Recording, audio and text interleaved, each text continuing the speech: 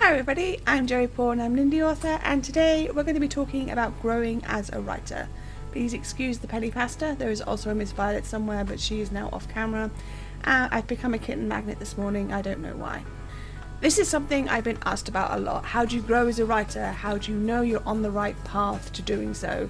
And what can you do to help yourself? So I thought I would answer those questions and give you some tips. So number one, how do you grow as a writer? Quite simply, you grow by doing. For every new thing you write, you're growing. When you look back at the things you wrote when you were first starting out, you'll notice that change.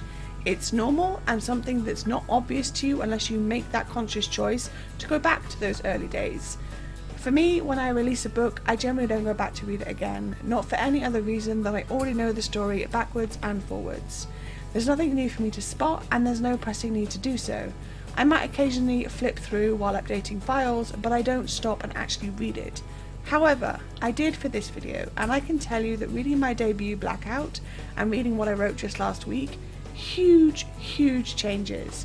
Because that was written in 2001 and it's now 2019 and I have grown as a writer.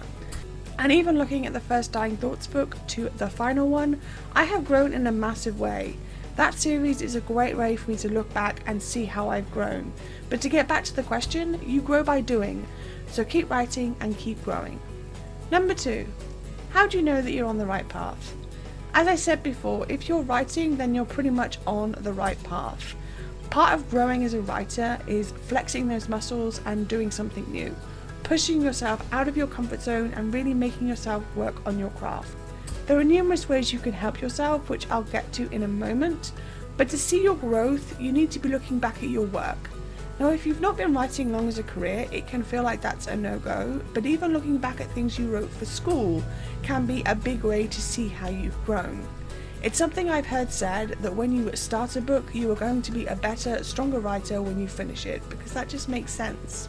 Which is why editing is such a huge thing, or one of the many reasons anyway, because think about it, some books take years to be finished, and it might be by the time you pen that last word, you go back and read the beginning and think, how did I think this was good? Because you've grown in that time, so you're on the right path because you keep writing. And number three, tips and tricks to help you. There are lots of ways in which you can hone your craft, like reading. This is a pretty easy way for you to grow as a writer. And I'm not just talking about non-fiction craft books, but fiction as well. There's a lot to be said for reading as both a reader and as a writer. You'll not just be seeing things that work, but you'll also be working out how you do it. You'll see things used that will help you hone your own ability. Another way is creative writing courses. This isn't for everyone, but for some people they can be a massive help. Personally, I've done a few and found that I learned more on my own than I did in class, but if it works for you, that's not a bad thing. Another tip is you can do something like a challenge where you do a piece of writing from a prompt every day. I know Emily Bourne has been doing a 365 challenge where she writes something every day based on a prompt or her mood for that day. I'll link to her website in the description. But this is a great example of how you can grow as a writer while still working on your book and not having to spend money. Going back to reading. Yes, craft books are a great way to do that, not just because they're generally written by successful authors, but also because they allow you to work out your own style. There are no hard and fast rules in writing, and while there are some pieces of advice that might make one writer work better, they're not universal. I'm talking about things like "said is dead" and "adverbs are evil" and this and that. Everything has its place and they're used for a reason, so tread carefully, but don't be afraid to experiment with what you're doing. You're growing as a writer for as long as you're putting words on the page. That's basically all there is to it. Another way you can grow as a writer is having a critique partner or critique groups look over your work. They can look at what you're doing, what you're writing, and point out where your weak points are. This can help you grow and work and hone your craft some more. The good thing about critique partners is they're generally your peers, so they're people that are on the same level as you, and that means that when you're giving feedback from them, you're giving feedback to them at the same time, so it's a good way to build a working relationship. Basically, the sentiment stays the same. As long as you are writing, you are growing.